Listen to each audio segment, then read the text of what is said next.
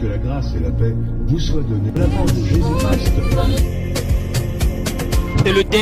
C'est le dernier jour de notre séminaire. En fait, c'est la clôture de notre séminaire. Amen. Nous avons commencé jeudi. Qui était là jeudi? C'était formidable en ces lieux. Qui était là vendredi? Là, c'était encore merveilleux en ces lieux. Et qui était là hier? Alléluia. Hier aussi, c'était du wow. Amen. Le Seigneur nous a fait du bien. Le premier jour, on nous a parlé des batailles de sang. Alléluia. Le deuxième jour, on nous a parlé des autels ancestraux et leurs influences. Et hier, on nous a parlé de convoquer la terre. Amen. Et ce matin, nous voulons encore voir quelque chose lié à une bataille invisible. Amen. Ce matin, nous voulons parler de la mort. Dis avec moi la mort. La mort. Tu vas ouvrir ta Bible dans le livre de Matthieu, chapitre 13. Non, chapitre 16, qu'est-ce que je dis? Matthieu, chapitre 16, le verset 13 à 19. Je lis, pour toute l'assemblée, je fais la lecture. Jésus arriva dans le territoire de Césarée de Philippe. Il demanda à ses disciples, « Qui suis-je d'après les hommes, moi le Fils de l'homme ?»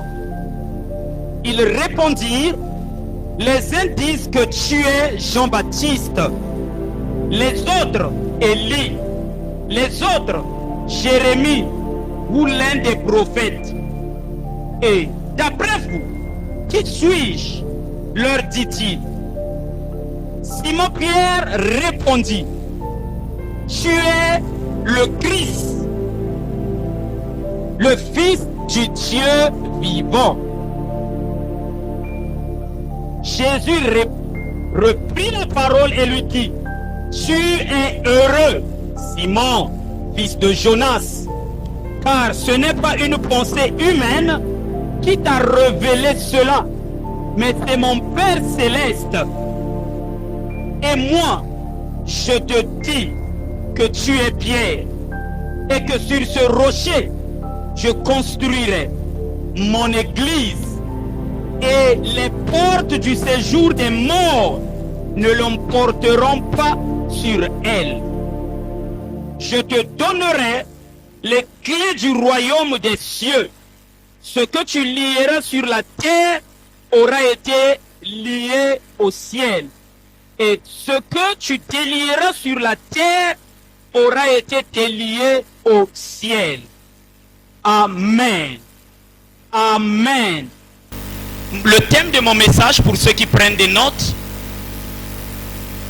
le thème, je l'ai pris sur cette lecture-là que nous venons de faire, c'est avoir de l'avantage sur la mort. Amen. Est-ce que tu peux le dire avec moi? J'ai de l'avantage sur la mort. C'est ce que Jésus est en train de dire ici. Alléluia. Que les portes du séjour des morts n'aura pas de l'ascendant, n'aura pas de l'avantage sur l'église. Et l'église, c'est toi et moi. Alléluia. L'église, c'est un corps. Alléluia. Et tu fais partie de ce corps. Amen. Alléluia. Bien-aimé, il n'y a pas quelque chose, c'est-à-dire qui soit plus proche de la vie de l'homme plus que la mort. Alléluia. Même l'apôtre Paul dans 1 Corinthiens 15 est en train de dire, je suis exposé à la mort chaque jour. Alléluia. C'est-à-dire la mort est l'ennemi le plus proche de ta vie. C'est-à-dire la vie marche, c'est-à-dire là où il y a la vie, le plus proche de la vie s'appelle la mort. Alléluia. C'est pourquoi même la Bible dit, la mort et la vie sont au pouvoir de la langue. Donc, c'est-à-dire, ils sont côte à côte. Vous imaginez ici, je peux faire une erreur, je peux tomber ici. Alléluia. On m'amène à l'hôpital et après on peut vous apprendre que le frère qui a fait une erreur là, il est mort. Oh, j'ai vu un frère, là où je vivais à Matou, il jouait au jeu de dames avec ses amis. Et il dit, je vais à l'hôpital pour faire un contrôle comme j'ai suivi un traitement, donc je vais pour le contrôle. Lui-même est parti, bien portant. Mais un temps, on nous apprend, mais le frère qui jouait aux dames là, au jeu de dames, qui est parti pour le contrôle, est mort. Alléluia. Donc, la mort est très proche de la vie. Amen.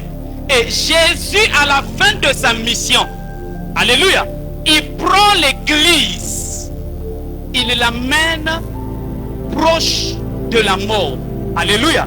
La Bible dit, il a pris ses disciples, il leur a menés sur un endroit qu'on appelle Césarée de Philippe. Alléluia. Césarée de Philippe, c'est-à-dire, c'était un endroit où se concentraient les esprits de destruction, les esprits de mort. Alléluia. C'était un endroit où même les gens avaient peur d'aller là-bas. Alléluia.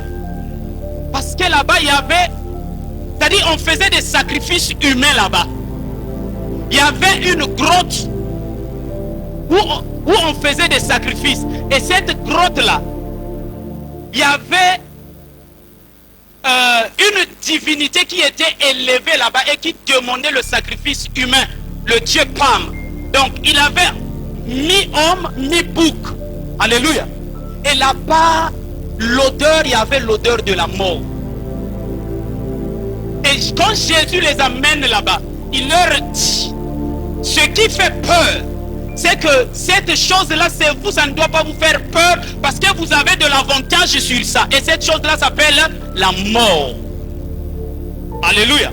Donc j'aimerais que tu réalises que tu as le pouvoir. Alléluia. Contre l'esprit de mort. Tu as le pouvoir. Vous voyez? Et alors je me dis aussi que les apôtres croyaient à l'incarnation.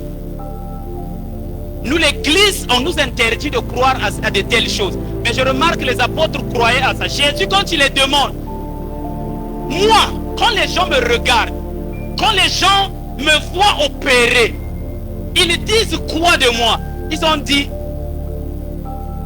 en fait, ils nous disent que ça doit être Élie qui est revenu. Ça doit être Jean-Baptiste qu'on a décapité. Alléluia. Et Jésus leur dit, c'est vrai que on vous apprend l'incarnation, mais vous, que dites-vous? Pierre s'est levé, il a dit, tu es le Messie. Et Jésus lui a dit, la révélation là, ça ne vient pas de ton intelligence. Alléluia. Et il dit, sur cette révélation là, je bâtirai mon église. Sur cette révélation là, je te ferai affermir. Alléluia. C'est pourquoi le premier secret de vaincre la mort, c'est d'avoir la révélation. Alléluia. La Bible dit, quand il n'y a pas de révélation, le peuple marche sans frein. Alléluia. Parce que la révélation va te donner l'identité de ta personne. Alléluia. Je ne suis pas un asthmatique, je ne suis pas un faiblard, je ne suis pas un mourant, je ne suis pas un raté. Alléluia. Ça c'est la révélation qui va t'amener à te voir comme ça. Alléluia. Et l'identité crée l'autorité. Alléluia. Quand je sais que en Christ j'ai le pouvoir, quand un démon va se présenter là, j'aurai l'autorité de le chasser. Alléluia. Mais quand tu ne te connais pas, tu n'auras pas cette autorité là. Alléluia. Alors tu as les raisons de vivre la révélation. Vous savez, il y a des combats que tu ne peux pas gagner si Dieu ne te révèle pas le secret de la victoire. Tu peux confesser le nom de Jésus, mais la chose ne bouge pas. Alléluia. C'est pourquoi, frère, gagner les batailles invisibles, il faut aussi être connecté au Dieu invisible que tu invoques. Alléluia. C'est très très important. Sur cette pierre, sur ce roc, c'est-à-dire sur la révélation, je veux bâtir. Alléluia. Mais si tu n'as pas la révélation, la Bible dit, quand il n'y a pas de révélation, le peuple marche sans frein. Heureux ce peuple s'il s'attache à la loi. Alléluia. Donc le deuxième point pour vaincre la mort, c'est d'avoir la parole de Dieu. Tu peux manquer la révélation, c'est pas grave, mais ne manque pas la connaissance de la parole de Dieu. Alléluia. La mort. Vous savez, la mort, c'est un passage qui nous donne accès à un lieu de non-retour. C'est ça la mort. La mort, c'est la corruption. Alléluia. La mort, c'est un arrêt définitif. C'est-à-dire, c'est pas seulement physique, mais l'ennemi, il veut t'amener à un point où tu ne peux plus fonctionner. C'est la mort. Alléluia. L'ennemi veut s'assurer qu'il t'amène à un point où rien ne va plus marcher dans ta vie. Vous savez, quand on a détruit Jérusalem, on a détruit les murailles, mais l'ennemi il voulait se rassurer. Alléluia. Que ces murailles ne peuvent plus être rebâties. Il prend le feu, on brûle même les pierres avec lesquelles on avait construit ces murailles. Il voulait se rassurer. Mais ce qui est merveilleux, c'est que Dieu, c'est un Dieu du multisystème. C'est que Dieu, c'est un Dieu des possibilités illimitées. Je ne sais pas à quel niveau c'est-à-dire l'esprit de mort a mis le feu dans ta vie. Alléluia. Mais ce qui est merveilleux, c'est qu'avec les mêmes pierres que l'ennemi avait brûlées, il a détruit la muraille. Il vient encore brûler. C'est avec ces mêmes pierres qu'on avait reconstruit cette même muraille. Ce qu'on a détruit là, pour Dieu, c'est pas détruit. Alléluia. Parce qu'il sait qu'en toi habite la résurrection. Alléluia. Donc c'est pas grave. Tu ne mourras pas. J'aimerais que tu dises que je ne mourrai pas avant mon temps. Parce que c'est ça l'œuvre de la mort. C'est qu'il veut t'emporter avant ton temps. Alléluia. Mais je suis ici pour dire, comme ce que David dit, je ne mourrai pas, je vivrai et je raconterai les œuvres de l'Éternel. Alléluia. Vous savez, bien aimé, aujourd'hui, il y a près de 50 millions de morts chaque année, d'après les statistiques mondiales. Quand on voit les guerres, tout ce qui arrive dans le monde, les phénomènes, les catastrophes naturelles, tout ça. Donc, il y a des milliers de gens qui meurent dans le monde. Alléluia. Mais laisse-moi te dire, ça ne sera pas ton cas. Tu ne mourras pas cette année. Tu ne mourras pas l'année prochaine.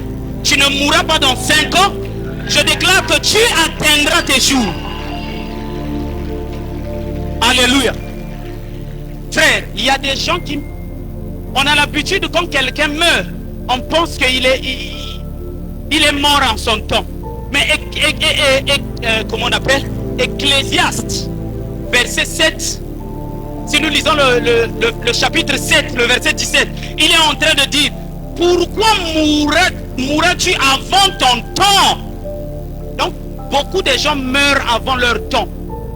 Mais ici, après la sortie de ce culte, si tu as été programmé de mourir avant ton temps, j'aimerais te garantir que l'ennemi s'est trompé d'adresse. Alléluia. Que tu n'es pas candidat de la mort. Alléluia. Et tu ne seras pas victime de son plan. Alléluia. Vous savez, il l'a voulu même avec Jésus. La Bible dit, quand ils ont pris Jésus, ils ont cherché à le lapider. Et la Bible dit, on voulait le tuer, mais personne ne pouvait mettre la main sur lui parce que son heure n'était pas arrivée. Alléluia. Donc, j'aimerais que tu réalises que ce que Jésus a dit, que tous ceux qui sont entre mes mains, personne ne peut les arracher de ma main. La mort ne t'arrachera pas avant ton temps. Au nom de... Oui, tu ne partiras pas. On ne va pas cotiser pour toi dans cette église avant ton temps. Ça n'arrivera pas, frère. Alléluia. Donc celui, comme dit le psalmiste, celui qui creuse un trou, lui-même il rentrera dans son trou. Alléluia. Celui qui prend une pierre pour la lancer afin de te détruire, que la pierre se tourne vers lui-même. Alléluia. Il faut le croire et il faut le déclarer sur ta vie, que je ne mourrai pas. Alléluia. On entendra parler des accidents, mais ça ne m'arrivera pas. Alléluia. Les médecins feront des erreurs, mon corps, ça n'arrivera pas. Alléluia. Ça n'arrivera pas. Tu ne mourras pas par empoisonnement. Tu ne mourras pas par accident de ménage, non, l'électricité, comme ci, comme ça. Donc ça ne t'arrivera pas. Au nom de... Ça ne t'arrivera pas, ça n'arrivera pas non plus à tes enfants. Alléluia. Tu es appelé à vivre et à atteindre tes jours. Alléluia. Il y a des gens, c'est-à-dire, il y a des gens qui travaillent dans ce monde pour court-circuiter la vie des gens. Alléluia. Dans le livre de Ézéchiel 13, le verset 17 à 21. À haute voix. Et toi, fils de l'homme, et toi, fils de l'homme, porte tes regards sur les filles de ton peuple, qui prophétisent selon leur propre cœur, et prophétisent contre elles. Tu diras, ainsi parle le Seigneur, l'Éternel, malheur à celles qui fabriquent des cousinets pour toutes les aisselles, et qui font des voiles pour la tête des gens de toute taille, afin que surprendre les âmes. Est-ce que vous entendez? Donc il y a des gens qui, dans le monde des ténèbres, dans le monde ésotérique, dans le monde mystique, c'est-à-dire qui fabriquent des gens qui fabriquent des pièges dans la sorcellerie pour attraper les vies des gens. Oui. Pensez-vous surprendre les âmes de mon peuple? Les âmes de mon peuple. Et conservez vos propres âmes. Et conservez vos propres âmes. Le verset 19. Vous me déshonorez auprès de mon peuple pour des poignées d'orge et des morceaux de pain, en tuant des âmes qui ne doivent pas mourir. En tuant des âmes qui ne doivent pas. Donc il y a des gens qu'on tue avant leur temps. Ils n'étaient pas destinés à mourir en 2026. Oui. Et en faisant vivre des âmes qui ne doivent pas vivre. Oh, donc il y a des gens en réalité qui devraient mourir, mais qu'on fait vivre à la place des autres. Trompant ainsi mon peuple qui écoute le mensonge. C'est pourquoi ainsi parle le Seigneur, l'Éternel. Voici, j'en veux à vos cousinets par lesquels vous surprenez les âmes afin qu'elles s'envolent. Alléluia. Et je les arracherai de vos bras. Et je délivrerai les âmes que vous cherchez à surprendre afin qu'elles s'envolent. Alléluia. Le verset 21. J'arracherai aussi vos voiles et je délivrerai de vos mains mon peuple. Ils ne serviront plus de piège entre vos mains et vous saurez que je suis l'Éternel. Amen. Donc Dieu est en train de dire, mon peuple ne sera pas victime de ces pratiques-là, frère. Laisse-moi te dire, peu importe celui qui a... Donc on est en train de dire, pour de l'argent, pour le bien-être de cette terre, on sacrifie des vies. Parce qu'il veut se maintenir à un poste. Alléluia. Alors il veut sacrifier des vies. Et comment il le fait? Parfois il vient avec des dons. Il vient avec des dons. Il vient avec des biens. Alléluia. Il te donne à la main gauche. Il te retire ton âme à la main droite. Alléluia. Mais Dieu est en train de dire ce matin, pour mon peuple, ça n'arrivera pas. Vous n'aurez pas de l'ascendant sur mon peuple. Alléluia. Et quiconque osera foncer, c'est-à-dire le point, c'est que c'est son âme qui va basculer dans ce trou-là. Pas ton âme. Alléluia. Parce que tu fais partie du peuple de Dieu. Alléluia. Frère, peu importe sa taille, peu importe sa magie. Aujourd'hui, il y a une classe d'élite qui ont fait allégeance avec le diable. Et le diable leur a donné, c'est-à-dire le dernier niveau qu'ils croient avoir. Alléluia. Donc il leur a donné un degré et il a dit, le niveau là, c'est un degré. Et le degré là, le dernier degré, c'est 33. Alléluia. 33 degrés. Mais ce qui est vrai, dans ces 33 degrés là, qu'il utilise la truelle. Alléluia. Je ne sais pas si tu arrives à comprendre de qui dont je parle. Qu'il utilise, alléluia, qu'il utilise un mètre, qu'il utilise la truelle, qu'il utilise le ciment, il ne t'aura pas. Alléluia.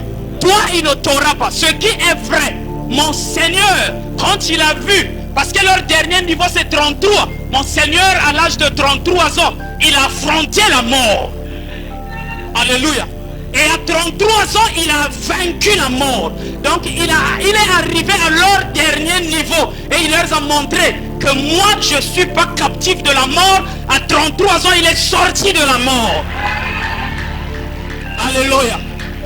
Et aujourd'hui, il vit à jamais. Et où on trouve sa vie, c'est en toi. Alléluia. Donc j'aimerais que tu crois là où tu es. Quand tu comprends ce genre de vérité, dis-toi que tu deviens un poison dans la bouche des sorciers. Alléluia. Tu deviens une explosive dans les mains des sorciers. Alléluia. Tu deviens un danger de mort. Dis-toi que tu es un danger de mort, Bushimba Iri. Alléluia. Dieu dit, ton âme est précieuse à ses yeux. Alléluia. Et il dit même, pour toi, je donnerai des nations à ta place. Parce que tu es précieuse. Qu'est-ce qui fait que tu sois précieuse? C'est parce qu'il y a un sang, alléluia, qui te rend visible devant le trône de Dieu. Et le sang là, c'est le sang le plus cher au monde. Alléluia. C'est le sang de Jésus. Donc s'il y a quelque chose qui te représente dans le monde des ténèbres, frère, au son de ma voix, que le feu descende maintenant.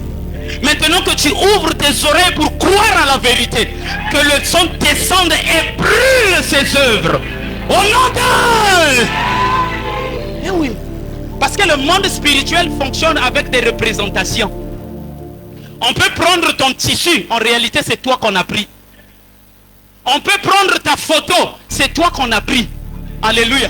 C'est pourquoi Jésus aussi, nous on n'est pas au ciel, on est sur la terre. Mais Jésus nous représente. La Bible dit on est assis à la droite de Dieu avec lui. Alléluia. Donc le monde de la... Il nous représente là-bas lui aussi. Donc je ne sais pas. C'est pourquoi j'aimerais dire, frère, si il y a quelque chose qui représente un mort dans ta maison, et si tu ne l'éloignes pas, frère, la porte de la mort restera toujours ouverte dans ta vie. Il faut fermer ça.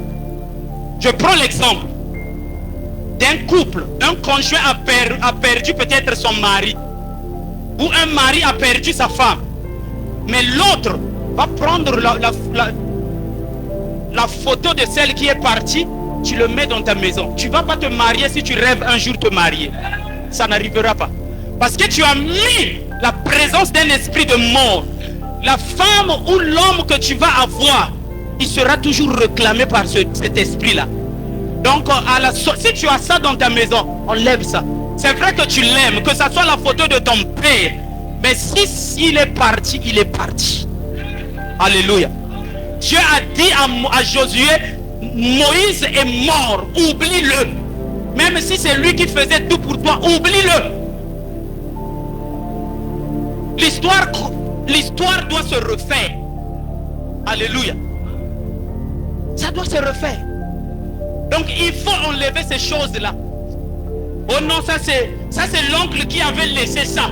Frère, c'est l'esprit de mort. C'est l'esprit de mort que tu nourris. Il faut enlever ça. Alléluia. La Bible est en train de dire que ton âme ne sera pas détruite avant son temps. Frère, il y a des gens qui travaillent pour voler les âmes des gens, des autres. Vous savez, ça n'a pas commencé aujourd'hui, hein. Ça a commencé même au temps de la Bible. Alléluia. Donc on sort ton âme et ton âme va travailler pour un monsieur qui a fait ce sacrifice-là. Alléluia. Donc ça n'a pas commencé aujourd'hui. Parce que toute âme, frère, toute personne qui meurt avant son temps, c'est qu'on peut utiliser son âme. C'est pourquoi il faut pas que ça t'arrive. Non, si tu as donné ta vie à Jésus, ça ne va pas t'arriver. Parce que la Bible dit, quand un chrétien meurt, amen, quand un chrétien meurt, il va se reposer de ses œuvres. C'est ce que la Bible me dit, c'est ce que la Bible nous enseigne. Amen. Donc, même si le monde des ténèbres a détruit la vie d'un chrétien sur la terre, c'est qu'on ne va pas utiliser son âme. Mais seulement c'est qu'on a détruit la lumière qu'il a apportée dans le monde pour étouffer le monde des ténèbres. Alléluia. Maintenant, pour le cas des âmes des païens, ceux qui n'ont pas donné leur vie à Jésus. Alléluia. Eux, leurs âmes ne vont pas pour se reposer. Leurs âmes ne vont pas pour se reposer. Écoutez, la Bible dit ceci. C'est dans Ecclésiaste, je crois 12. La Bible dit, quand quelqu'un meurt, le corps retourne à la terre. Alléluia. Et l'esprit retourne à Dieu. Mais on ne parle pas de l'âme. Mais où va l'âme? Parce que la Bible nous enseigne, l'apôtre Paul nous montre dans 1 Thessaloniciens 5. Je ne connais pas trop le verset, je crois que c'est le verset 21, je ne maîtrise pas trop. Mais c'est dans 1 Thessaloniciens 5, là où il dit que nous avons un corps, nous avons une âme, nous avons un esprit. Alléluia. Maintenant, si le corps retourne à la terre, et Dieu, que ce soit l'esprit d'un païen, que ce soit l'esprit d'un chrétien, l'esprit repart à celui qui l'a donné. Alléluia. Et le corps repart à la terre. C'est-à-dire, quand tu meurs, ta source te récupère. Si le corps, sa source, c'est la terre récupère ton corps. Maintenant, ton esprit, si la source, c'est Dieu, Dieu récupère aussi son esprit. Mais ton âme, on ne parle pas de ton âme. Qui récupère ton âme? Alléluia. C'est que ton âme reste avec toi-même. Amen. Ah, ça risque de perturber certaines connaissances ici. Ton âme reste avec toi-même. Parce que c'est ton âme qui se présentera au dernier jour du jugement pour répondre. Donc on ne va pas te prendre ça. Alléluia. Ton âme est comme la boîte noire d'un avion. Amen. Quand l'avion fait crash, quand il y a un crash d'avion, les techniciens, s'ils veulent voir la cause de l'accident de cet avion-là, ils cherchent ce qu'on appelle la boîte noire. Amen. Parce que c'est dans la boîte noire où sont cachées les informations liées au fonctionnement de cet avion-là. Alléluia. Et la boîte noire est comme ton âme. Alléluia. C'est dans ton âme qu'on fouillera le dernier jour ce que tu as fait. Alléluia. Et en réalité, c'est ton âme qui ira en enfer et non ton esprit. Et c'est ton âme, c'est-à-dire, qui sera récompensée quand tu vas rentrer au ciel. Alléluia. À quoi servirait-il à un homme de gagner le monde s'il perdait son âme? Donc, c'est la question d'âme. Alléluia. Et les satanistes, ce qu'ils cherchent en toi, c'est pas ton corps, mais c'est ton âme. Parce qu'ils savent que l'âme, on peut la récupérer et la faire fonctionner. Alléluia. Frère, il y a beaucoup de gens qui travaillent avec les âmes des autres. Alléluia. Parfois, vous pouvez voir le joueur parfois que tu célèbres là. C'est lui mon idole. Tu ne sais pas. Ce succès-là, il est accompagné par combien d'âmes des hommes qu'il a eu à sacrifier. Alléluia. Et Dieu, quand il te regarde, il a pitié de toi. Il a pitié de toi. Il y a des, c'est-à-dire, il y a des matchs quand tu regardes, le joueur est proche du poteau, mais il dame, ça va dehors. Après, je te demande, mais comment il peut rater? Vous savez pas combien d'âmes qui sont dans le terrain qui empêchent que le but rentre dans ce poteau-là. On les a préparés comme ça. Donc, c'est le combat des âmes dans ce monde-là. Et là où nous sommes là, il y a beaucoup des âmes qui se baladent là. Alléluia. C'est-à-dire l'âme des païens. Je parle là des âmes de païens. Je ne parle pas des âmes des chrétiens. C'est pourquoi vous pouvez entendre que un tel moi tout mon égard d'abord mon égard. Faut faire très attention. Ne dites pas que non, c'est des cauchemars, frère. Si tu ne connais pas les réalités spirituelles, ferme ta bouche.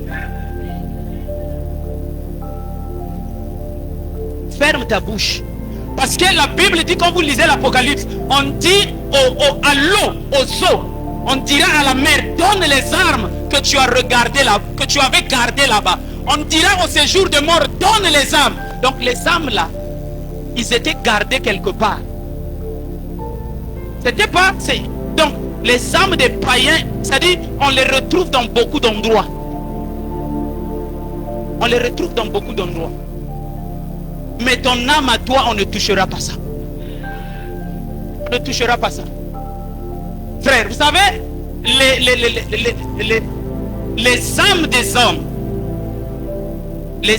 hommes, surtout les gens qu'on tue avant leur temps là, leurs âmes, c'est ceux qui se présentent comme les esprits de mort. Je ne parle pas de l'esprit de mort, je parle de l'esprit d'un mort. Parce qu'il y a une différence. Amen. Je vais lire ça. Ouvre ta Bible avec moi, Lévitique chapitre 20, c'est 27. Si un homme ou une femme a en lui l'esprit d'un mort, on ne parle pas de l'esprit de mort. L'esprit d'un mort, c'est-à-dire quelqu'un qui était mort, mais qui habite, son âme habite dans le corps d'une personne. Un homme ou une femme a en lui l'esprit d'un mort, ou un esprit de divination, il sera puni de mort. On le lapidera, son sang retombera sur lui. Amen. Frère, donc il y a des gens qui sont habités par des esprits. En d'autres termes, ce que ici on appelle l'esprit de mort, c'est l'âme d'un mort en fait. Alléluia. Parce que l'âme repart plutôt l'esprit, quand quelqu'un meurt, retourne à celui qui l'a donné. Mais c'est les âmes qui se baladent. Et les gens peuvent récupérer, les gens qui sont dans le monde mystique, ils peuvent récupérer ça et les utiliser. Parce que dans chaque âme se cache une destinée. Alléluia. Et quand cette destinée n'est pas accomplie, l'étoile là peut être trafiquée. Et ce que je dis là, certainement, ça peut te bouleverser, mais comprends les réalités spirituelles. Quand nous parlons des combats spirituels, il y a des choses qu'on doit savoir. C'est là où Paul disait, je ne frappe pas en l'air. Alléluia. Il y a les esprits de mort et il y a les esprits des morts, c'est-à-dire des gens qui sont morts, qui opèrent dans notre monde. Alléluia. Mais toi, ça n'aura pas de l'impact dans ta vie. Et au moment où je parle, s'il y a l'influence des morts qui a longtemps perturbé ta vie, je prie que le feu d'en haut descende et localise la source de ces influences et que ces influences s'arrêtent au nom de Jésus. Oui. Ça ne t'arrivera pas. Ça ne t'arrivera pas. Est-ce que tu peux lire Apocalypse 18? Frère, il y a des gens, vous pouvez le voir, il y a une partie de son corps qui ne fonctionne pas. Beaucoup, par AVC, on leur récupère une partie de leur corps. L'esprit de mort a récupéré. En réalité, il n'a pas fait AVC, mais on a vendu une partie de son corps. Tu peux lire Apocalypse 18, le verset 11 à 13. Il est écrit. C'est la Bible. Et les marchands de la terre pleurent et sont dans le deuil. lire à haute voix, Et les marchands de la terre pleurent et sont dans le deuil à cause d'elle. Parce que personne n'achète plus leur cargaison. Donc il y a des choses qu'on vend. Écoutez, personne n'achète plus. Écoutez ce qu'on vend. Cargaison d'or, d'argent, de pierres précieuses, de perles, de fin lin, de pourpre, de soie, d'écarlate, de toute espèce de bois de senteur, de toute espèce d'objet d'ivoire, de toute espèce d'objet en bois très précieux, en airain, en fer et en marbre. Le verset 13. Des cénamon, d'aromates, de parfums, de myrrhe, d'encens, de vin, d'huile, de fine farine, de blé, de bœuf, de brebis, de chevaux, de chars, de corps et d'âmes d'hommes. Reprends la partie là. De qu'est-ce qu'on vend? De corps et d'âmes d'hommes. Donc on vend des corps et des âmes des êtres humains. C'est ce qu'on est en train de dire là. Alléluia. Frère, que ça ne t'arrive pas. Parfois, le membre qui te dérange là, parfois ça a été vendu. Alléluia. Dans le monde où nous vivons là, au moins de la médecine, il y a des choses qu'on vend. Amen. Il y a des choses qu'on vend. Tu peux vendre ton rein pour sauver peut-être quelqu'un qui a un problème rénal. Tu peux. Alléluia. J'ai surveillé une clinique où les gens venaient vendre les dents. Une clinique dentaire. Donc ça c'est dans le cadre de la médecine. Mais dans le cadre spirituel aussi. Alléluia. On peut te vendre. Alléluia. Il y a un monsieur qui vivait ici à Madibou, frère. Il y a un monsieur qui vivait ici à Madibou. Donc, c'est-à-dire, certainement, il était un mystique. Dans sa parcelle, il y avait même une grotte. Un peu en haut là-bas. Il y a des gens qui le connaissent. Il y a des gens qui ont entendu son histoire. Il était un grand commerçant dans cette ville. Alléluia. Il a même un rond-point quelque part là-bas. Un rond-point dédié en son nom. Cette personne-là, on l'a plus vu un certain temps, il avait disparu. Il n'a pas de tombe, comme ça seulement. Mais après, les échos sortaient qu'on le voyait au Cotonou, en train de vendre dans des boutiques là-bas. On le voyait. Alléluia. Frère. Après tu vas dire que non, ça c'est des histoires. C'est des réalités spirituelles. C'est-à-dire, moi un jour, je suis parti prêcher dans une parcelle à Ampissa. C'était Ampissa. La parcelle, je ne savais pas que c'était des corbeaux qui prient là-bas. Alléluia. Je rentre parce que j'avais la passion d'évangéliser. Et quand ils m'ont attrapé, c'était leur jour aussi de prière, de leur réunion. Ils m'ont mis au milieu, c'était des vieillards. Vous savez ce qu'ils m'ont dit? Un papa au milieu d'eux, il m'a dit, Moana, il avait parlé en lari, Boueso Buenaku,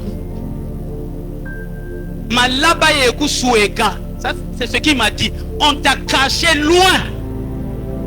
Et il m'a dit, si Kaba Yelaku Sueka Malako, na Yuna Tukechiku Yuna. Ils m'ont dit ça comme ça. Est-ce que vous comprenez? Yuna, je ne sais pas en français, Papa Bina, est-ce que vous pouvez m'aider? Yuna. Hein? Donc, dépouillé. Alléluia. Donc, il m'a dit ça clairement comme ça. Si on ne t'avait pas caché loin, on devrait te dépouiller. Alléluia. Donc, je sortais de cette parcelle, vous voyez une personne qui marche, mais en fait, son âme est restée là-bas. C'est comme ça que vous voyez des gens, comme les Lari disent, Mbele ya tabukila musanga vulu. Mvumbi kwa ye na bukamu na mbatabuka bo fuiri.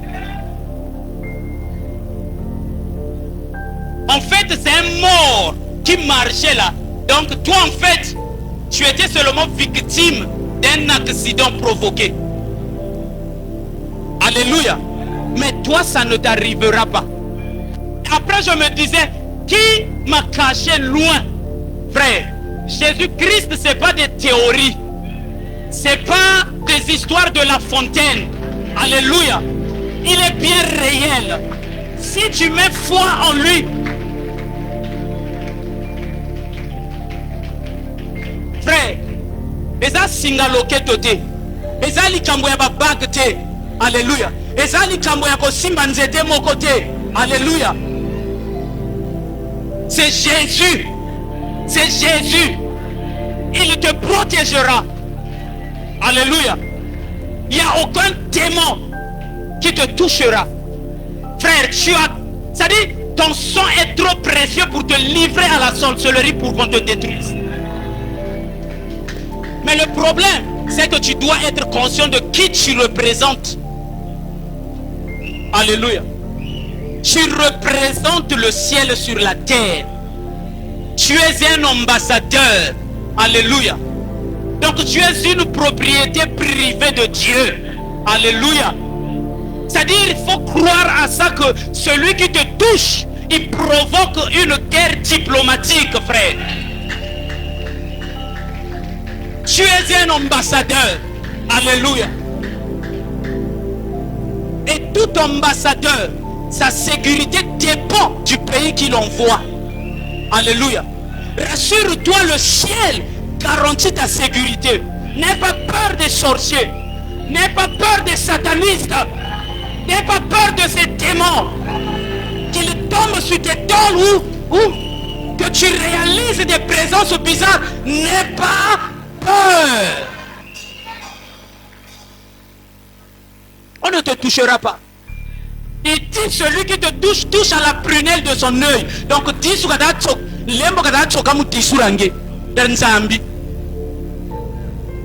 ce que tu es. Alléluia. On dit à ton sujet que tu es une flamme de feu. C'est ce que tu dois croire, que le sorcier qui s'hasarde pour venir te toucher, c'est pour sa destruction. Tu es un engin de destruction, frère. Alléluia. Alors j'aimerais que tu te lèves là où tu es. Vous savez, ce qui te détruit, c'est tes paroles. Mais ce matin, choisis les paroles.